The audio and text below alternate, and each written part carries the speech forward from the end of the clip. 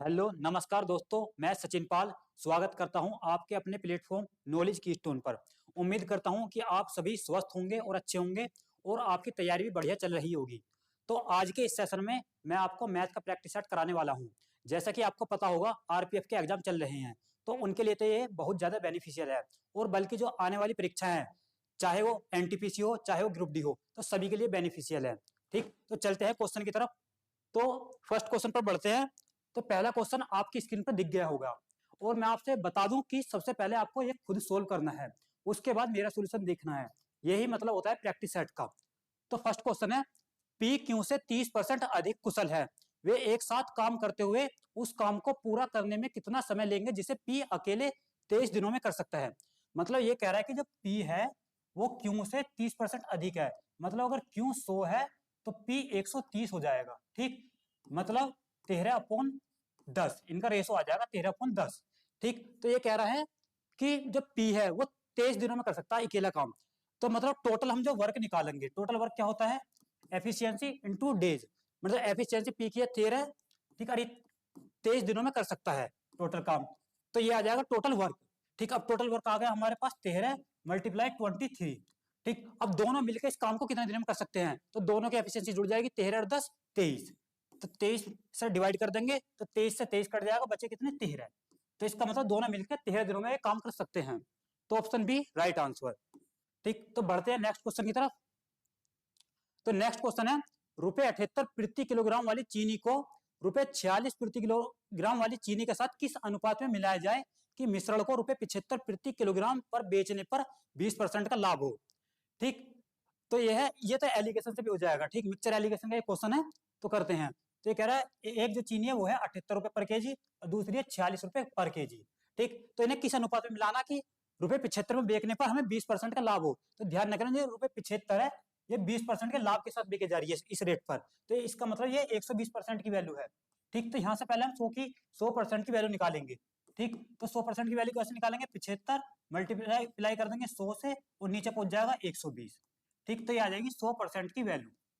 ठीक, इसे सोल्व करेंगे यानी कि 20 पंजे 100, 20 छिक्का 120, 5 की 75 में करेंगे तो 5 पंजे 25, 5 सत्ते 35, 2 37 अपॉन 6। इसे डिवाइड करेंगे 6 से तो 6 6 6 36 और 1 37, यानी कि 6 दूनी 12 और फिर 3 6 पंजे 30। तो यह आ जाएगा 62.5। तो 62.5 आएगा, ध्यान रखना यहाँ। ठीक, डायरेक्ट मत लिख देना 75, क्योंकि 20% के लाभ के साथ है वो। तो अब इसका मिक्सचर एलिगेशन मतलब एलिगेशन लगा देंगे इसमें। तो 78 में से 62.5 गए तो कितने बचेंगे, यानी कि 7.5 और 8 8 7 15, यानी कि 15.5 बचेंगे। ठीक, 15.5। अब 62.5 में से 46 जाएंगे। ठीक, तो 46 4 50, यानी कि 12.5 12 4 16 16.5, यहाँ बचेंगे 16.5 और इनका निकाल लेंगे हम रेशो। ठीक, ये पॉइंट से पॉइंट खत्म हो जाएगा। ठीक, और ये 5 है 1 6 और 5 है 1 6, यानी 5 से कट जाएगी। ठीक, क्यों लास्ट में 5 आ रहा था, 11 से तो कटेगी नहीं, 5 से कट जाएगी, तो 5 से काटेंगे। ठीक, 5 तिया 15 1 16, 5 तिया 15 अनुपात, यहाँ 5 तिया 15 1 5 एकम 5। तो ये आ जाएगा इसका रेशो 33:31। इस अनुपात में मिलाने पर हम 62.5 रुपए में बेच सकते हैं। मतलब इस अनुपात में मिलाएंगे तो ये वैल्यू आएगी। ठीक, फिर हम इसे अगर 20% के लाभ पर बेचेंगे तो ₹75 की बेचनी पड़ेगी। ठीक, तो इसका मतलब ऑप्शन है 33:31। और आप चाहो, अगर आप पे एलिगेशन नहीं आता तो आप इसे बेसिक से भी कर सकते हैं। वो कैसे, चलो मैं बताता हूँ। ठीक, तो 75 78 46 और 75, मतलब जैसे हमने नेक्स्ट स्लाइड ली, ये कह रहा था 78, एक दूसरी चीनी का मूल्य था 46। ठीक, और हमने ₹75 में बेचनी है 20% के लाभ के साथ, जो कि हमने निकाला था उसकी वैल्यू आएगी 62.5। ठीक, तो इसे मान लो हमने एम रेशो में इसे एन रेशो में मिलाया। ठीक, तो हम 78 एम, जिस प्रकार से हम एवरेज मतलब वो निकालते हैं, एवरेज निकालते हैं, उसी प्रकार से कर सकते हैं इसे। और यहाँ 46 एन हो जाएगा। ठीक, और अपॉन में एम प्लस एन, ये आ जाएगी 62.5 यहाँ। तो इसे बेसिक से भी कर सकते हैं इस प्रकार सोल्व करेंगे तो यहाँ से एम रेशो एन की वैल्यू आ सकती है। ठीक, तो ऐसे भी कर सकते हैं और नहीं तो एलिगेशन से कीजिए। एग्जाम में एलिगेशन से ही करना है, वो आसान तरीका होता है। अब बढ़ते हैं नेक्स्ट क्वेश्चन की तरफ। तो नेक्स्ट क्वेश्चन है, वसुधा ने अपने सामान को उत्पादन लागत से 18% अधिक पर बेचने का दावा किया, लेकिन उसने एक वजन का इस्तेमाल किया जिस पर 1 किलोग्राम लिखा था, हालांकि वास्तव में इसका वजन y ग्राम था। यदि वास्तविक लाभ प्रतिशत ये है तो अर्जित किया गया यानी वास्तविक जो लाभ है उसका हुआ 33.33 का, तो y का मूल्य निकालना। तो ये बहुत बढ़िया क्वेश्चन है। तो सबसे पहले इसे आप कीजिए, क्योंकि मुझे लगता नहीं कि आप इसे तरीके में कर पाएंगे। ठीक, अगर जो बच्चा इस क्वेश्चन को कर देगा, समझो उस पर बहुत अच्छा मैथ आता है, तो सबसे पहले वीडियो को पॉज करिए और इसे खुद सोल्व कीजिए एक बार, फिर मेरा सोल्यूशन देखिए, मैं इसे बहुत बढ़िया तरीके से बताऊंगा। ठीक, तो इसमें यह कह रहा है कि उसे 18% अधिक पर तो उसने बेचने का दावा किया, लेकिन उसने बीच में बेईमानी भी करी है। फिर उसका जो टोटल जो लाभ हुआ है वो हुआ 33.33 का। तो आप इसे कैसे करेंगे? तो वो करेंगे, जैसे 100 रुपए की कोई वैल्यू है मानो, ठीक, तो उसने 18% पर बेचने का वादा किया, यानी कि 118 रुपए। ठीक, लेकिन उसने बीच में करी है बेईमानी, तो उसने 1000 ग्राम की जगह उसने वाई ग्राम वजन तोला है। ठीक, यानी वाई ग्राम वजन तोला है उसने 1000 किलोग्राम की जगह। ठीक, और फिर उसका जो ओवरऑल लाभ हुआ है वो हुआ 33.33। तो 33.33 का मतलब होता है 1/3। ठीक, 1/3। तो 1/3 का मतलब यानी कि 3 पर 1 का लाभ हुआ, यानी कि 3 की वैल्यू 4 हो जाएगी। ठीक, तो इस प्रकार, तो यहां हम लिख सकते हैं जो ओवरऑल उसे लाभ हुआ वो हुआ 3 और 4 का। अब इसे सोल्व कर लेंगे। वो कैसे सोल्व करेंगे? देखो ऐसे, 100 मल्टीप्लाई वाई, ठीक, अपॉन में ये 118 मल्टीप्लाई 1000, ठीक, इसकी वैल्यू 3 ऊपर वाले की और इसकी 4। तो इसे सोल्व कर लेंगे और हमारा y की वैल्यू निकल जाएगी। तो सोल्व करते हैं। ठीक, तो 2 जीरो से 2 जीरो कट जाएंगी। ठीक, और यहां बचेगा y, इधर क्या आ जाएगा, यानी कि 3 मल्टीप्लाई ये इधर पहुंच जाएगा 118 मल्टीप्लाई 10 ये। ठीक, और नीचे के अपोन में क्या है, वो है 4। अब इसे कर लेंगे, 4 से काटेंगे यानी 2 से काटेंगे तो 59 बार। ठीक, ऐसा काटेंगे 5 बार। तो 3 पंजे 15, 15 निम्मा 135, वो 5 का हासिल 13। ठीक, और 15 पंजे 75 और 13 88। ठीक, ये आ जाएगा इसका आंसर, यानी कि उन्हें 885 ग्राम वजन तोला है 1000 किलोग्राम की जगह। ठीक, तो ऑप्शन तो ये शायद मुझे लगेगा गलत दे रखे हैं, तो इसका ऑप्शन हो जाएगा 885 ग्राम। ठीक, यहां लिख लेना 885 ग्राम, ये इसका राइट आंसर है। अब बढ़ते हैं नेक्स्ट क्वेश्चन की तरफ।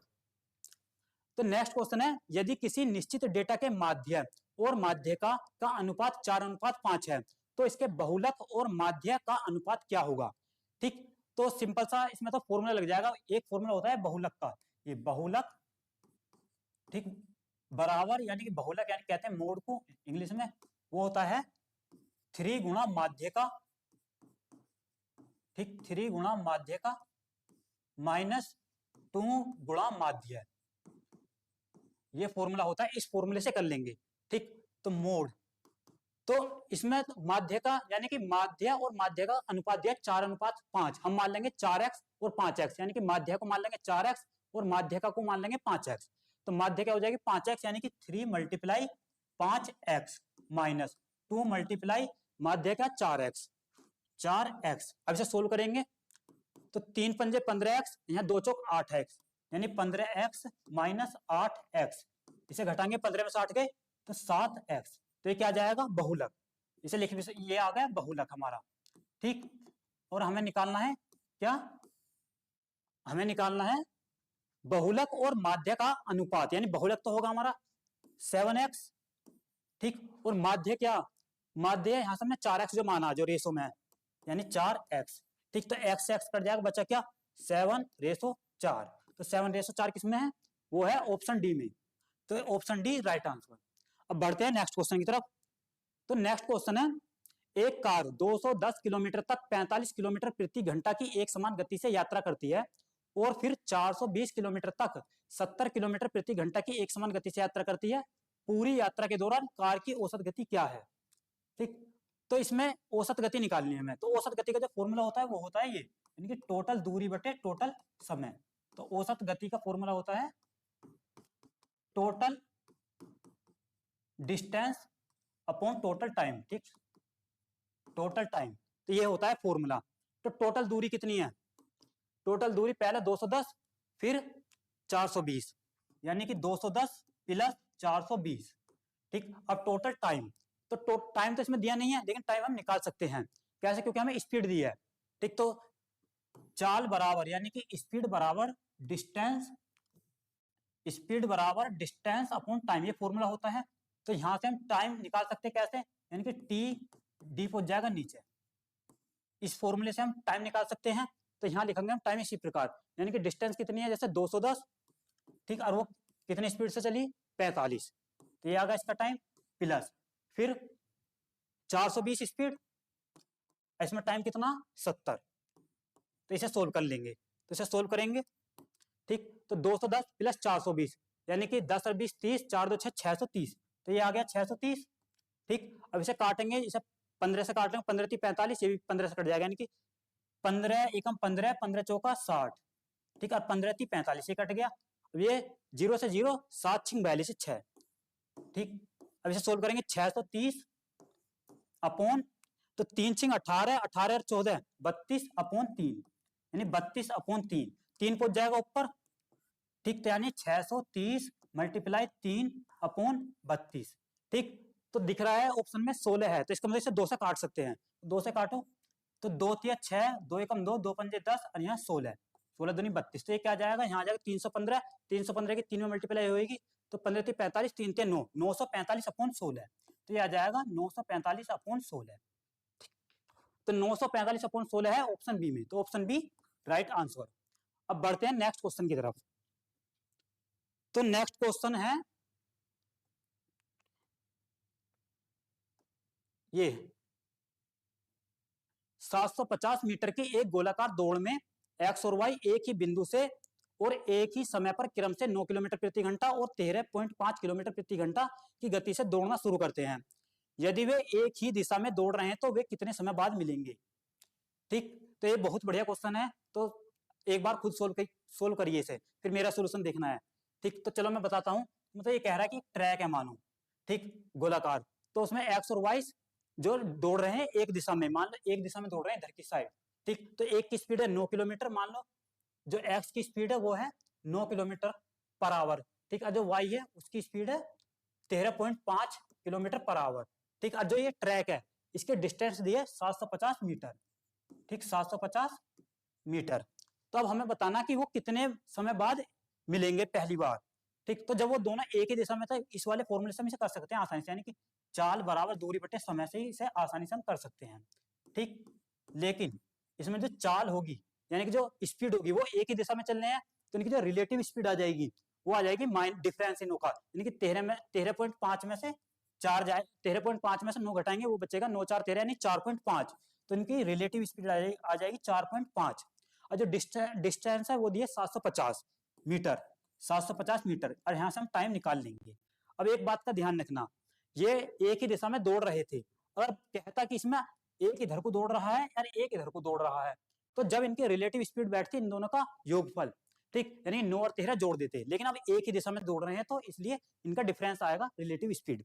ठीक, अब एक बात का और ध्यान रखना, ये जो हमने रिलेटिव स्पीड निकाली है ये किलोमीटर में है, किलोमीटर पर आवर में, लेकिन हमें डिस्टेंस दी है 750 मीटर प्रति घंटा, तो इसका मतलब इसे भी हम मीटर पर सेकंड में बदलेंगे, और जब इसे मीटर पर सेकंड में बदलेंगे तो 5/18 से मल्टीप्लाई करेंगे। ठीक, कभी आप ऐसे ही करते रहो नहीं तो उस आंसर गलत आ जाएगा। अब इसे काटेंगे, 9 दूनी 18 यानी कि 9 से कट जाएगा, ये भी 9 से कट जाएगा, 9 पंजे 45। ठीक, यानी 5 पंजे 25, 2.5 अपॉन 2, और यहाँ 750 अपॉन टी। ठीक, अब यहाँ से टी की वैल्यू हम निकाल लेंगे, तो 750 की 2 में मल्टीप्लाई होगी वो आएगा 1500।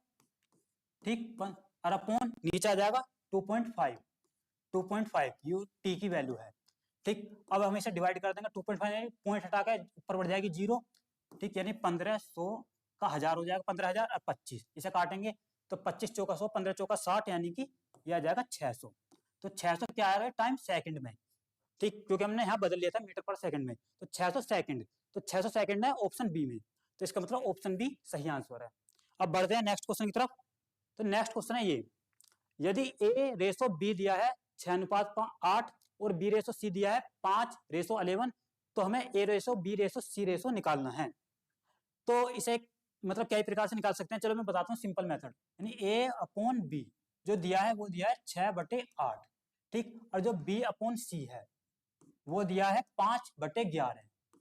ठीक, हमें निकालना ए बी सी, इनका रेशो निकालना है, लेकिन अब यहाँ ध्यान देखना, बी जो है यहाँ 8 है, यहाँ बी 5 है, तो इनका रेशो बराबर नहीं है, तो हमें इनका रेशो बराबर करना पड़ेगा।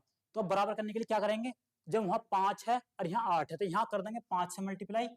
ठीक, और यहाँ कर देंगे हम 8 से मल्टीप्लाई। ठीक, तो 8 पंजे 40, 5 अट्ठे 40, यानी इनका रेशो बराबर हो जाएगा। तो करते हैं A बटे B बराबर 5 छंग 30 अपॉन 8 पंजे 40। ठीक, ये हो जाएगा B अपॉन C 5 अट्ठे 40 अपॉन 11 अट्ठे 88। ठीक, अब इनका रेशो बराबर आ गया, अब डायरेक्ट निकाल सकते हैं, मतलब A ratio B ratio C, वो क्या आएगा, A कितना 30, ठीक, अब B कितना 40 और C कितना 88। ठीक, अब इन्हें हम काट सकते हैं, 2 से ही कट जाएगा, यानी 15 दूनी 30, 20 दूनी 40 और 44 दूनी 88। तो इनका आंसर आ जाएगा, यानी कि 15 रेशो 20 रेशो 44। ये तो ये किसमें दिया हुआ है, ऑप्शन डी में, 15 20 44। तो ऑप्शन डी सही है। अब बढ़ते हैं नेक्स्ट क्वेश्चन की तरफ। तो नेक्स्ट क्वेश्चन है ये, एक वस्तु को उसके अंकित मूल्य पर बेचकर एक खुदरा विक्रेता को 18% का लाभ हुआ। यदि वह अंकित मूल्य पर 10% की छूट देता है तो वस्तु पर उसका वास्तविक लाभ क्या होगा। ठीक, तो ये बढ़िया क्वेश्चन है। तो ये कह रहा है कि मतलब इसे कई प्रकार से कर सकते हैं, देखो ऐसे भी कर सकते हैं, मतलब अगर आप मान लो हमने 100 रुपये माना वैल्यू, तो ये कह रहा है कि 18% का लाभ हुआ, तो 118 में बेका होगा उसने। ठीक, अब कह रहा है इसने उसे 10% की छूट दे दी, अगर 10% की छूट देगा मतलब 9 बटे 10। ठीक, अब इसे हम सोल्व करेंगे तो यहाँ लग जाएगा पॉइंट, यानी कि 9 की इसे मल्टीप्लाई करेंगे तो 9 अट्ठे 72 को 2 का हासिल 7, 9 एकम 9, 9 7 16 को 6 का हासिल 1, 9 एकम 9 और 1 10, और यहाँ आ जाएगा पॉइंट, तो ये आ गया। ठीक, 10% की छूट देने पर इतना, तो यानी 100 पर कितना, मतलब 6.2 फालतू है, वो भी 100 पर, तो इसका परसेंटेज निकालेंगे वो 6.2% आएगा। ठीक, ये 6.2% आएगा, ये कट गया। ठीक, तो 6.2%, तो ये आंसर आ गया आपका ऑप्शन डी। लेकिन इसे आप सक्सेसिव परसेंटेज से भी कर सकते हैं, वो कैसे मैं बताता हूँ। ठीक, जैसे नेक्स्ट स्लाइड पर बताता हूँ। तो सक्सेसिव परसेंटेज आपने पढ़ा होगा ए और बी का, जैसे तो वो होता है ए प्लस बी माइनस, ये भी प्लस आता है ए बी अपॉन 100। ठीक, तो इस प्रकार हम सक्सेसिव परसेंट से कर सकते हैं। वो कैसे, मान लो पहले उसे 18% का लाभ हुआ तो ए 18 है। ठीक, जो फिर उसने 10% की दी छूट, तो जब 10% की छूट देगा तो माइनस में रहेगी क्योंकि वो डिस्काउंट है। ठीक, यहाँ प्लस फिर 18 माइनस लेंगे 10 और अपॉन 100, इसे सोल्व करेंगे तो 18 में से 10 गए 8। ठीक, जब 18 की मल्टीप्लाई 10 में करेंगे तो माइनस के 180 आएगा, तो माइनस बाहर ले लेंगे, यानी 180 अपॉन 100। ठीक, ऐसे 2 जीरो, एक जीरो से एक जीरो काट लेंगे, एक जीरो यहाँ पॉइंट लग जाएगा 1.8, यानी कि आ जाएगा 8 माइनस 1.8, ये आ जाएगा 8 माइनस 1.8।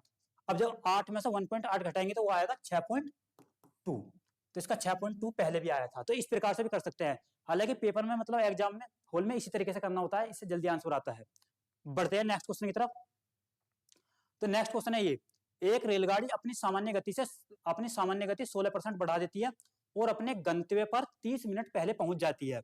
यात्रा में रेलगाड़ी द्वारा सामान्यतः लिया गया समय क्या है घंटों में। ठीक, मतलब ये कह रहा है कि मतलब पहले रेलगाड़ी की हमने चाल मान ली 100, तो उसने कही 16% बढ़ा दी तो वो हो जाएगी 116, ये क्या स्पीड। ठीक, अब ये कह रहा है टाइम, अगर टाइम उससे पहले टी लगता होगा तो वो कह रहा है बाद में कि उसे 30 मिनट पहले पहुंच जाती है। पहले मान लो टी टाइम लगता होगा तो वो 30 मिनट पहले पहुंच जाएगी, यानी कि टी माइनस 30, ये कायम है मिनट में, इस बात का ध्यान रखना, कायम है मिनट में। तो अब इसे हम कर सकते हैं किससे, चाल बराबर दूरी बटे समय फॉर्मूले से। तो हम डिस्टेंस निकाल लेंगे, तो डिस्टेंस का फॉर्मूला क्या होगा, चाल मल्टीप्लाई टाइम, मतलब चाल गुना समय। ठीक, और डिस्टेंस को बराबर कर देंगे क्योंकि दूरी तो समान रहेगी, तो ये आ जाएगा यानी कि 100 multiply T is equal to 116 multiply T minus 30, ये बन गई इक्वेशन। इसे सोल्व कर लेंगे, टी की वैल्यू निकाल लेंगे। ठीक, तो सोल्व करते हैं, तो 100 T is equal to 116 T minus 116 into 30। ठीक, तो 100 इधर जाएगा तो यहां बचेगा 16 टी, ये माइनस के इधर आएगा प्लस को हो जाएगा, यानी कि 116 मल्टीप्लाई 30। अब 16 जाएगा नीचे। ठीक, यहां देख सकते हैं ऑप्शन में 8 है, मतलब इसे 2 से काट लो, यानी कि 2 अट्ठे 16 और 2 से काटेंगे तो इसे काट सकते हैं 59, 59 दूनी 116। अब कर सकते हैं, तो यहाँ क्या बचा 59 मल्टीप्लाई 30, यानी कि डायरेक्ट मल्टीप्लाई कर दो, 3 किस में करेंगे तो 3 नम 27 को 7 का हासिल 2। ठीक, 3 पंजे 15 2 17 और अपॉन 8 आ जाएगा नीचे। ठीक, तो ये अब ये आ गई टी की वैल्यू। अब थोड़ा ध्यान देना, ठीक, टी की वैल्यू जो आई है वो आई है मिनट में, क्योंकि हम मिनट में लिया था हमने, लेकिन यहाँ इसने पूछा था घंटा, तो इसे मिनट को घंटे में बदलने के लिए हम डिवाइड करेंगे 60 से, तो इस बात का ध्यान रखना। तो यानी 117 था यहाँ,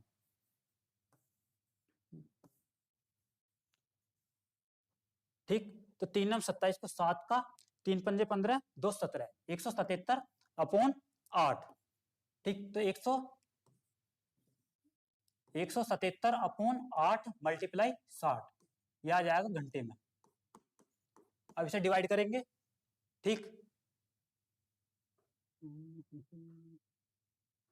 इसमें शायद दोस्तों यहाँ मतलब कैलकुलेशन में थोड़ी मिस्टेक हो गई थी, मिस्टेक यहाँ हुई थी यहाँ, तो हमने जब 116 को काटा था 2 से, तो आना चाहिए 58 और हमने लिख दिया था 59, तो इससे आगे से करते हैं, 1 मिनट।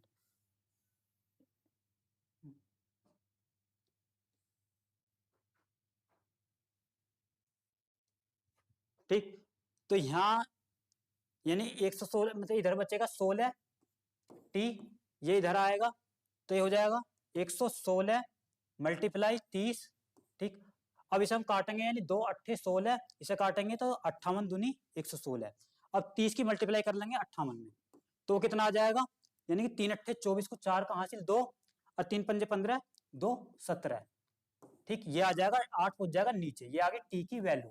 अब ध्यान रखना हमें बदलना है इसे घंटे में, तो डिवाइड करेंगे हम 60 से, यानी कि 1740 अपॉन 8 मल्टीप्लाई 60, एक जीरो से एक जीरो 6 से काटेंगे तो 6 दूनी 12, ठीक, 5 17 6 निम्मा 54 29/8, ये आ गया हमारा 29/8 घंटे में टाइम, तो एक किस में ऑप्शन बी में, ठीक, तो ध्यान रखना थोड़ा कैलकुलेशन का, तो यहाँ अभी मेरे से मिस्टेक हो गई कैलकुलेशन में और मेरा आंसर आ नहीं रहा था, मैं सोच रहा था पता ना कहाँ गड़बड़ी हो गई, तो ये कैलकुलेशन मतलब मैथ में कैलकुलेशन बहुत इंपॉर्टेंट होती है, तो इस पर ध्यान रखना, ठीक, जितनी ज्यादा कैलकुलेशन करोगे उतनी मतलब अच्छी होती चली जाएगी वैसे तो कैलकुलेशन, पर कभी कभी गलती हो जाती है।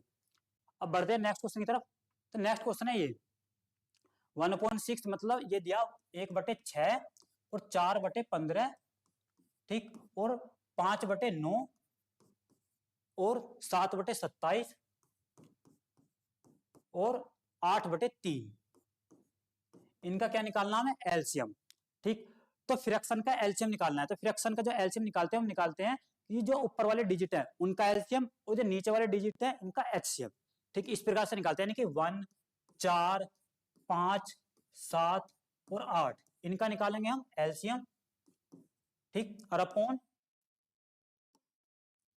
6 15 9 27 3, यानी 6 15 9 27 और 3 इनका निकालेंगे एचसीएफ, अब इसे सोल्व कर लेंगे, ठीक, तो 1 4 5 7 8 का जो एलसीएम होगा वो होगा 5 7 35 चौका मतलब 4 पंजे 20 7 140 दूनी 280, तो इसका एलसीएम होगा 280 और एचसीएफ होएगा, तो 3 सब में कॉमन है 27 में भी 9 में भी 15 में 6 में भी, तो इसका मतलब 3 हो जाएगा एचसीएफ, तो ये आ जाएगा इसका आंसर 280/3, तो ये है ऑप्शन बी में, ठीक, तो इस प्रकार कर सकते हैं।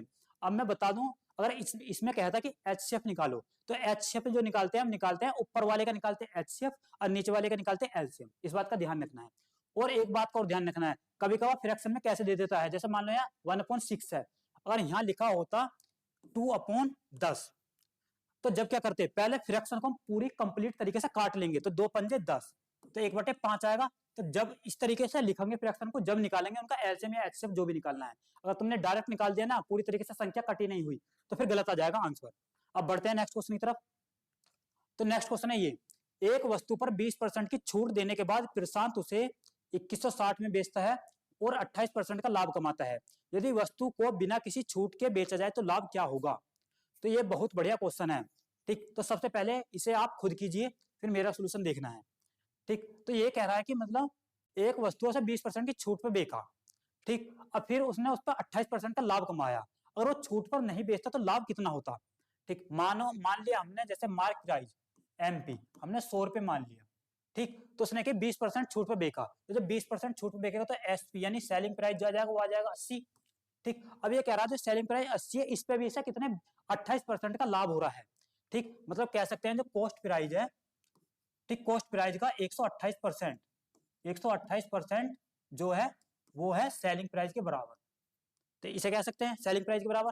ठीक, यानी कि यहां से सीपी मल्टीप्लाई 128 अपॉन 100, बिल्कुल बेसिक से बता रहा हूं मैं आपको। जो एसपी है मतलब सेलिंग प्राइस वो है 80, तो यहां से हम सीपी निकाल सकते हैं कॉस्ट प्राइस। ठीक, तो यहां से क्या आ जाएगा कॉस्ट प्राइस, वो आ जाएगा सीपी आ जाएगा हमारा 80 मल्टीप्लाई 100, यानी 80 मल्टीप्लाई 100 और अपोन में 128, अपोन में 128, यह आ जाएगा हमारा कॉस्ट प्राइस। अब हम निकाल सकते हैं, मतलब उसने, अब हम निकाल सकते हैं यानी सीपी ये रहा और मार्क प्राइस ये रहा। ठीक, अब निकाल सकते हैं हमें लाभ कितना हुआ अगर हम डायरेक्ट इसमें देखते हैं, मतलब 100 रुपए में देखते और हमारा कॉस्ट प्राइस ये आ गया, तो हम यहाँ से डायरेक्ट लाभ निकाल सकते हैं। तो इसे सोल्व नहीं करेंगे हम, क्योंकि कैलकुलेशन बहुत ज्यादा हो जाएगी, सोल्व नहीं करेंगे हम। इनका रेशो से भी कर सकते हैं। वो कैसे, सीपी है, ठीक, इसे नेक्स्ट स्लाइड यही बताता हूं। चलो सीपी वो कितना है 80 मल्टीप्लाई 100 अपॉन 128, और जो हमारा एमपी यानी मार्क प्राइस वो कितना है 100। ठीक, इनका रेशो निकालेंगे तो 100 से 100 कट जाएगा। ठीक, और 80 और 128 यानी 80 से 16 से कट जाएगा, 16 पंजे 80 और 16 अट्ठे 128, 8 पहुंच जाएगा इधर, तो इनका रेशो आ जाएगा, वो आ जाएगा 5:8, यानी सीपी का और एमपी का। अब हम डायरेक्ट निकाल सकते हैं कितने का लाभ हो रहा है, 3 का 5 पर, यानी कि 3 का लाभ हो रहा है 5 पर मल्टीप्लाई 100, 5 से काटेंगे तो 20 पंजे 100 और 20 थी 60, तो 60% आ जाएगा। कितना आ जाएगा 60%, तो 60% किसमें, ऑप्शन सी में। ठीक, अब आप देख सकते हैं इसमें इस वैल्यू की तो जरूरत भी नहीं पड़ी, ये जो दी है वैल्यू रुपए 2160, इसका कोई यूज नहीं है इस सवाल में। ठीक, अगर आप इसे बेसिक से करोगे, पहले मतलब 20% की छूट निकालोगे, ठीक, फिर उसमें 28% का लाभ के हिसाब से वो निकालोगे कॉस्ट प्राइस, तो इस तरीके से नहीं किया जाता। ठीक, इस तरीके से किया जाता है, मतलब डायरेक्ट। अब बढ़ते हैं नेक्स्ट क्वेश्चन की तरफ। तो नेक्स्ट क्वेश्चन है, यदि किसी नियमित बहुभुज के प्रत्येक आंतरिक कोण का माप 135 डिग्री है तो उसकी भुजाओं की संख्या क्या होगी। तो जो आंतरिक कोण होता है उसका फॉर्मूला होता है, ठीक, जो आंतरिक कोण होता है उसका क्या फॉर्मूला होता है, वो होता है n-2 मल्टीप्लाई 180 अपॉन n, ये फॉर्मूला होता है। n जो है वो है भुजाओं की संख्या। तो आंतरिक कोण कितना दिया है, ठीक, यहां लिख सकते हैं आंतरिक कोण, आंतरिक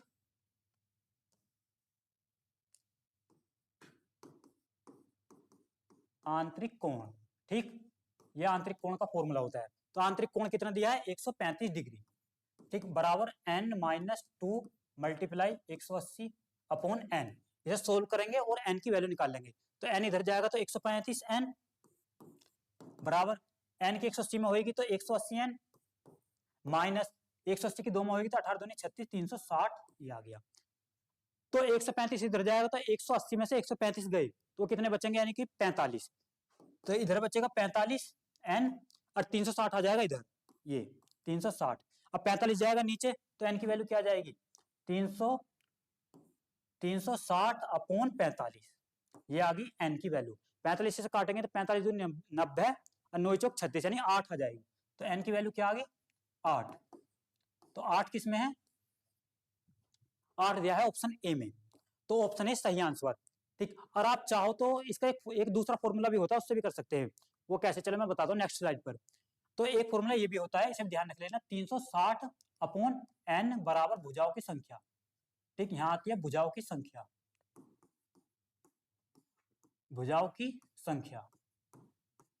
ठीक, तो 360, लेकिन यहाँ जो n है इसे भी ध्यान रखना, जो n होता है वो होता है बाह्य कोण। n क्या होता है, बाह्य कोण। ठीक है, बाह्य कोण क्या होता है, तो बाह्य कोण में बता देता हूँ कैसा होता है। जैसे ये इस प्रकार कोई ही मानो त्रिभुज है, ये तो ये हो गया आंतरिक कोण। ठीक, और बाह्य कोण क्या होगा ये, तो बाह्य कोण कैसे निकलता है, मतलब पूरा जो होता है ये 180 होता है, अगर 180 में से हम आंतरिक कोण घटा दे तो बाह्य कोण आ जाता है। ठीक, तो इस प्रकार भी कर सकते हैं। जैसे पिछले क्वेश्चन में जो आंतरिक कोण था वो था 135, तो बाह्य कोण क्या आ जाएगा, 180 में से 135 घटाएंगे तो वो बचेगा 45, तो बाह्य कोण आ जाता 45, तो डायरेक्ट 45 यहाँ, और ये आ जाता हमारा क्या, भुजाओं की संख्या आ जाती है, यानी n कह सकते हैं। तो 45 से जब इसे काटेंगे तो हो जाएगा 8 बार, तो n बराबर 8।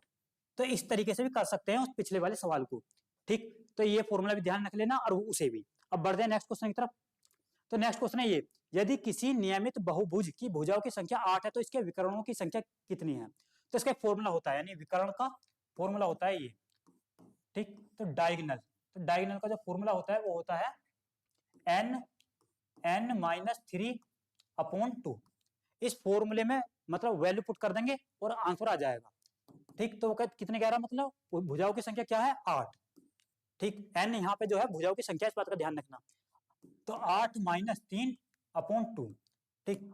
8 मल्टीप्लाई 8 में 3 गया 5/2, 2 से काटेंगे 4 बार, तो 4 पंजे 20, तो 20 किस में है? तो 20 है ऑप्शन ए में, तो ऑप्शन ए राइट आंसर। अब बढ़ते हैं नेक्स्ट क्वेश्चन की तरफ। तो नेक्स्ट क्वेश्चन है ये, एक त्रिभुज की भुजाएं 60 सेंटीमीटर, 75 सेंटीमीटर और 45 सेंटीमीटर है, इसका क्षेत्रफल क्या है?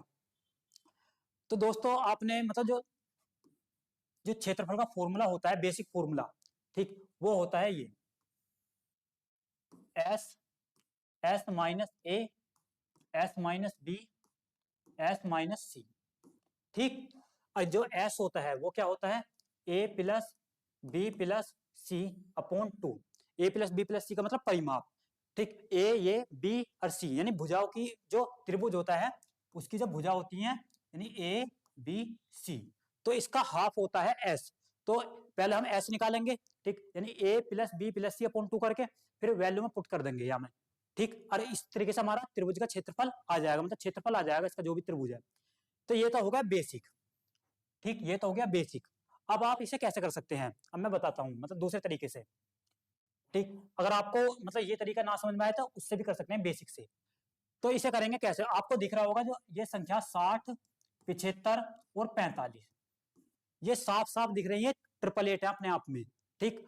तो अगर आपको ना समझ में आ रही कि 888 है क्योंकि ये बड़ी संख्या है, तो आप इनका रेशो भी निकाल सकते हैं। वो कैसे? इसे काट रहे 15 से, 15 चौका 60, 15 पंजे 75 और 15 ती 45।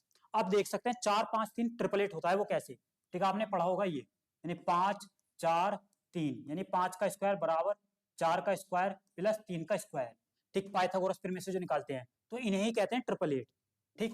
तो आप देख लिया आपने कि इसमें क्या है, 888 बन रहे हैं।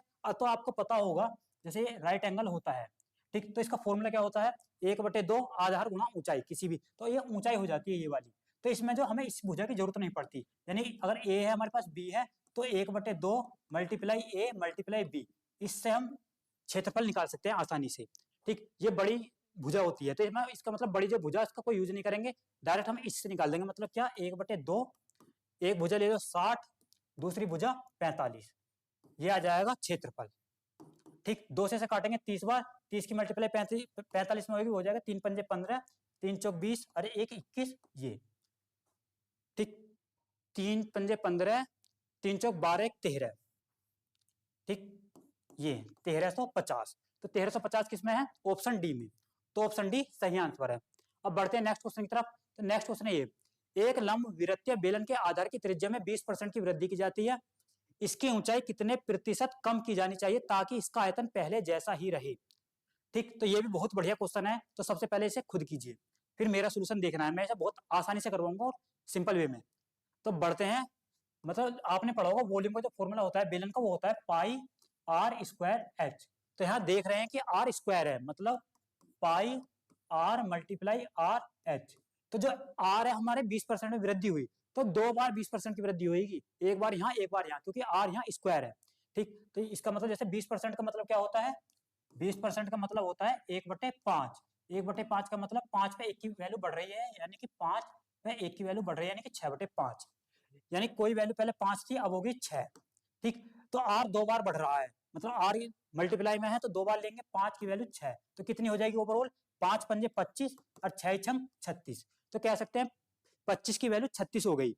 तो हमें आयतन पहले जैसे ही रखना है, तो हम क्या करेंगे? अब इसका रिवर्स रेशो कर देंगे, यानी कि 36 और 25, ठीक। अब देख सकते हैं यानी कि 36 का रिवर्स रेशो कर देंगे तो आयतन में कोई बदलाव नहीं होगा। तो देख सकते हैं 36 में मतलब कितने कम हुए, यानी कि 11, यानी कि 11 कम हुए हैं 36 पर, इसका निकाल सकते हैं परसेंटेज, ठीक। अब इसे काटेंगे तो इसे कट जाएगा 25 चौका 100, यू कट जाएगा 9 चौक 36, 25 की 11 में करेंगे तो 25 से कम 25 और 25 से कम 25, 2 27 अपॉन 9, ठीक। तो ऑप्शन में मतलब पॉइंटों में दिया तो निकाल लेंगे 9 या 27, 30.5 करके कुछ आ जाएगा। ठीक, तो 30.5 करके कुछ किसमें है, इसमें। तो आप इसे इस तरीके से कर सकते हैं। अगर आपको ये तरीका नहीं समझ में आया तो आप दूसरे तरीके से भी कर सकते हैं, वो मैं बताता हूँ। ठीक, वो कैसे, जैसे नेक्स्ट स्लाइड ली तो कह रहा है 20% की वृद्धि हुई, तो 20% सक्सेसिव परसेंटेज निकालेंगे क्योंकि 2 बार वृद्धि होगी। तो सक्सेसिव परसेंटेज से क्या निकल जाएगा, 20 प्लस 20 प्लस 20 गुणा 20 अपॉन 100।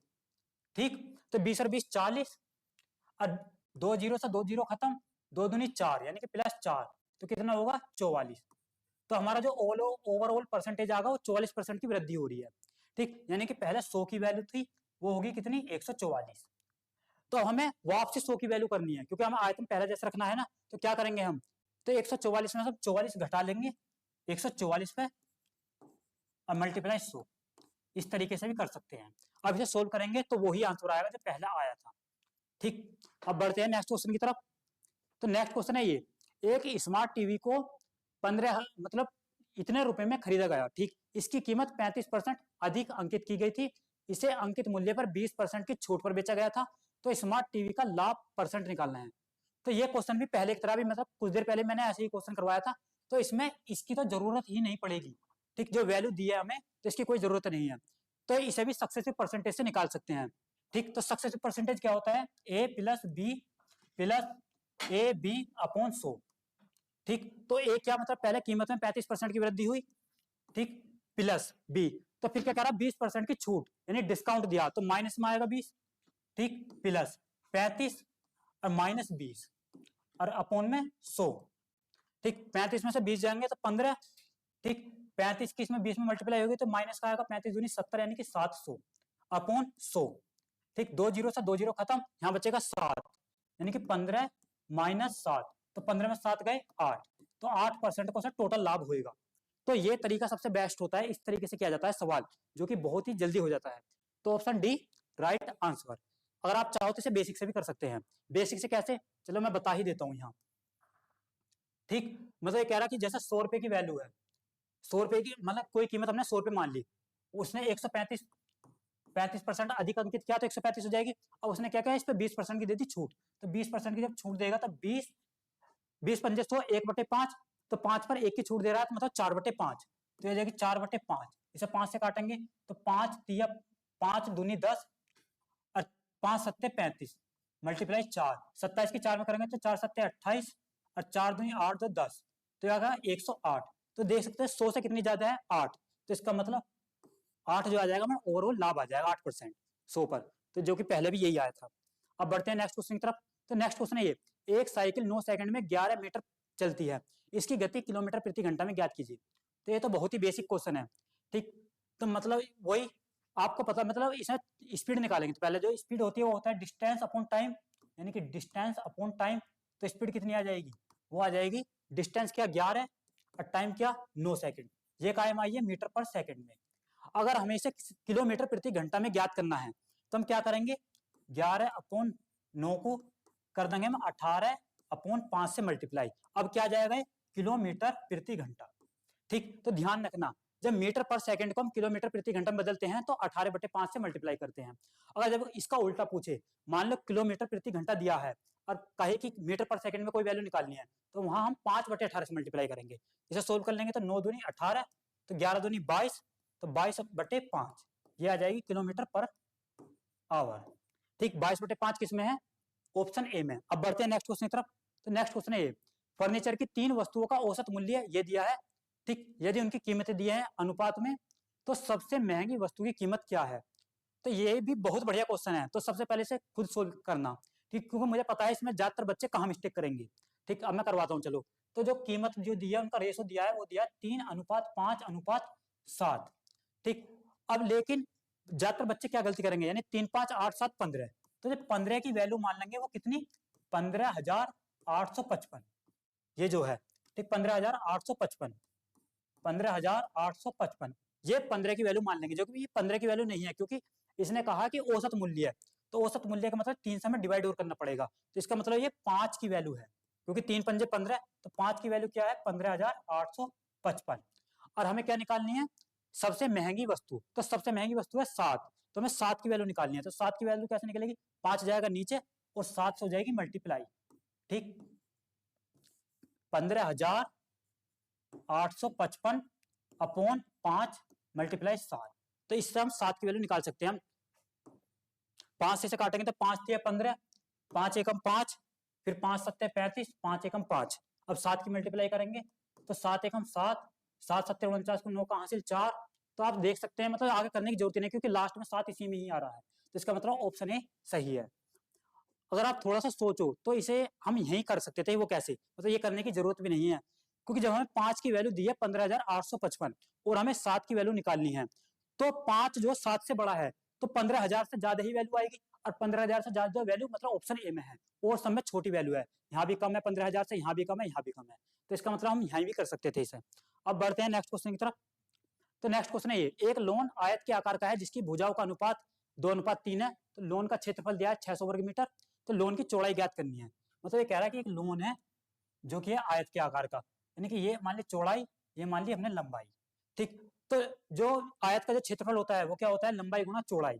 ठीक, तो लंबाई जो है हम मान सकते हैं 2, यहाँ ए मान लो, यहाँ मान सकते हैं 3b। ठीक, तो हमने ये लंबाई और चौड़ाई मान ली, क्योंकि 2x और 3x हम मान सकते हैं। 2a, ए ले लो या x ले लो, मर्जी है। ठीक, तो लंबाई गुना चौड़ाई, तो लंबाई क्या हो जाएगी 2a मल्टीप्लाई, ये है चौड़ाई, ये है लंबाई, यानी 3b। इसका जो क्षेत्रफल दिया है वो कितना दिया है 600। ठीक, तो 2 × 6, यहाँ b नहीं है, 1 मिनट रुको। तो हमें दिया है ये आयत। ठीक, तो हमने इस आयत की मान लो ये लंबाई है, ये चौड़ाई है x और ये लंबाई है y। ठीक, तो हम यहाँ से लंबाई और चौड़ाई का अनुपात हमें दिया हुआ है, तो यहाँ से हम लिख सकते हैं इसे 2a, इसे 3b। तो 2a क्या हम चौड़ाई और ये क्या है लंबाई, क्योंकि छोटी वैल्यू जो होती है वो चौड़ाई होती है। तो ये क्या हो जाएगा 2a। ठीक, बार बार b लिख रहा हूं मैं अभी, तो ये 3a। ठीक, तो ये क्या हो जाएगा y 3a। तो आयत का जो क्षेत्रफल होता है वो क्या होता है लंबाई गुणा चौड़ाई। तो लंबाई कितनी है 3a और चौड़ाई कितनी है 2a, इसका क्षेत्रफल कितना दिया है 600। ठीक, अब इसे सोल्व करेंगे तो 2 × 3 × 6 a स्क्वायर, तो यहाँ जाएगा 600। ठीक, 6 जाएगा नीचे, तो 6 से काटेंगे तो कट जाएगा, यहाँ जाएगा a स्क्वायर बराबर आ जाएगा 100। तो स्क्वायर काय में जाएगा रूट में, यानी a की वैल्यू आ जाएगी √100। ठीक, अब √100 किसका मान होता है 10 का, तो a बराबर आ जाएगा 10। तो a बराबर आ गया 10, तो चौड़ाई निकालनी थी, तो यहाँ 10 रखेंगे तो 10 दूनी 20, तो यानी कि 2 × 10 बराबर 20। तो चौड़ाई कितनी आ गई 20 आ गई। ध्यान रखना ये हमने इनका मतलब जैसा रेशो दिया था, तो 2a और 3a मान लिया हमने लंबाई चौड़ाई। अब बढ़ते हैं नेक्स्ट क्वेश्चन की तरफ। तो नेक्स्ट तो ऑप्शन सी राइट आंसर है। अब बढ़ते हैं नेक्स्ट क्वेश्चन की तरफ। तो नेक्स्ट क्वेश्चन है ये, गेहूं और चावल के बीच मूल्य अनुपात दिया है, जबकि घरेलू उपभोग अनुपात ये दिया है, चावल और गेहूं से संबंधित व्यय का अनुपात ज्ञात करें। तो सबसे पहले इसे खुद कीजिए। ठीक, तो ये भी बहुत आसान क्वेश्चन है, ये एक्सपेंडिचर वाला क्वेश्चन है, एक तरह से समझ सकते हैं। तो ये कह रहा है कि मतलब जो प्राइस का जो रेशो दिया है वो दिया है 9:11। ठीक, और हमें किसका रेशो दिया है उपभोग का, उपभोग मतलब कंजप्शन। तो जो कंजप्शन का रेशो दिया है वो दिया है 11:13। ठीक, हमें निकालना है व्यय का अनुपात, यानी एक्सपेंडिचर निकालना है, एक्सपेंडिचर का अनुपात निकालना है। ठीक, तो आपको पता होगा जो एक्सपेंडिचर होता है वो होता है प्राइस मल्टीप्लाई कंजप्शन। तो इससे हम निकाल देंगे। ठीक, तो इनकी मल्टीप्लाई हो जाएगी 9 × 11 अनुपात 11 × 13, यह आ जाएगा एक्सपेंडिचर का रेशो। तो 11 से 11 कट जाएगा, तो यहाँ क्या बचा 9:13। तो 9:13 किसमें है ऑप्शन बी में, तो ऑप्शन बी सही आंसर। अब बढ़ते हैं नेक्स्ट क्वेश्चन की तरफ। तो नेक्स्ट क्वेश्चन है ये, 29,000 रुपए की राशि पर 10% की दर से 2 वर्ष बाद चक्रवृद्धि ब्याज और साधारण ब्याज के बीच का अंतर। तो ये भी बहुत बढ़िया क्वेश्चन है, तो सोल्व कीजिए एक बार, देखिए। तो इसमें कह रहा है कि मतलब हमें अंतर बताना, यानी कि साधारण ब्याज का और चक्रवृद्धि ब्याज के बीच का अंतर। ठीक, तो हम कंपाउंड इंटरेस्ट निकालेंगे पहले। तो जो कंपाउंड इंटरेस्ट है वो क्या बैठेगा 10% और 10% मतलब 2 बार 2 साल के लिए, तो बैठेगा ये 10 + 10 + 10 × 10/100, यानी सक्सेसिव परसेंटेज से निकाल सकते हैं CI। ठीक, तो 2 जीरो से 2 जीरो खत्म, 10 और 10 20 और 1 21, तो ये हो जाएगा 21%। तो जो CI है हमारा कितना है 21%, और जो SI है वो कितना होएगा, यानी कि 10 × 2, 10 दूनी 20, क्योंकि SI तो डायरेक्ट निकल जाता है, 2 साल के लिए तो 10 दूनी 20, 3 साल के लिए तो 10 या 30, इस प्रकार निकल जाता है। अब इनका डिफरेंस पूछा है ना, अंतर, ठीक, तो यानी CI माइनस SI, तो कितना हो जाएगा 21 माइनस 20 यानी कि 1, तो 1%। तो ना 1% की वैल्यू पूछी है, यानी 1% की वैल्यू बतानी है, इनका डिफरेंस कितना है 1%, तो जब 29,000, ठीक, 29,000 में हम 1% की वैल्यू निकालेंगे तो क्या आ जाएगा, 2 जीरो से 2 जीरो खत्म, ये बचेगा 290, ठीक, तो 290 किसमें है, ऑप्शन ए में। अब बढ़ते हैं नेक्स्ट क्वेश्चन की तरफ। तो नेक्स्ट क्वेश्चन है सबसे छोटी प्राकृतिक संख्या को जो 15, 63, 21 और 70 से विभाज्य हो। तो इसे ये बढ़िया क्वेश्चन है। तो सबसे पहले इसे में क्या करेंगे, तो देखो ऐसा नहीं करना कि पहले 15 से डिवाइड कर रहे हैं, फिर 63 से डिवाइड कर रहे हैं, फिर 21 से, फिर 70 से, नहीं। आप देख सकते हैं इसमें एक संख्या 70, तो सबसे पहले हम 70 से देख लेंगे, क्योंकि 70 के पीछे 0, तो 70 से वही संख्या डिवाइड होगी जिसके लास्ट में 0 आ रहा होगा। तो देख सकते हैं लास्ट में 0 सिर्फ इसके है, ऑप्शन सी के, तो डायरेक्ट देख सकते हैं। या आप देख सकते हैं 15 से भी, जैसे 15 5 फैक्टर होता है 15 का, ठीक, तो 5 से डिवाइड होनी चाहिए वो संख्या, और 5 से सिर्फ एक ही संख्या है ये, क्योंकि 5 का जो डिविजिबिलिटी रूल है वो क्या कहता है कि लास्ट में जिस संख्या के 0 या 5 होगा वही संख्या 5 से डिवाइड होगी, तो 0 या 5 एक इसी में ही, ऑप्शन सी में, तो इसे हम ऐसे डायरेक्ट कर सकते हैं। तो दोस्तों यही थे कुछ क्वेश्चन जो कि बहुत इंपॉर्टेंट है, उम्मीद करता हूं आपके समझ में आए होंगे। और ये प्रैक्टिस सेट है, तो प्रैक्टिस सेट में थोड़ी स्पीड भी होती है और बेसिक कंसेप्ट कम बताया जाता है। तो जब मैं मतलब क्लासेस लूंगा तो जब बताया जाए मतलब पूरी तरीके से समझाऊंगा मैं एक एक चीज, जैसे 20% है तो 20% को मैंने 1/5 क्यों लिखा, ये तक बता दिया जाता है जब बेसिक क्लास होती है, ठीक, लेकिन प्रैक्टिस सेट में नहीं बताया जाता, प्रैक्टिस सेट में से हम डायरेक्ट लिख सकते हैं। तो उम्मीद करता हूँ वीडियो अच्छी लगी होगी।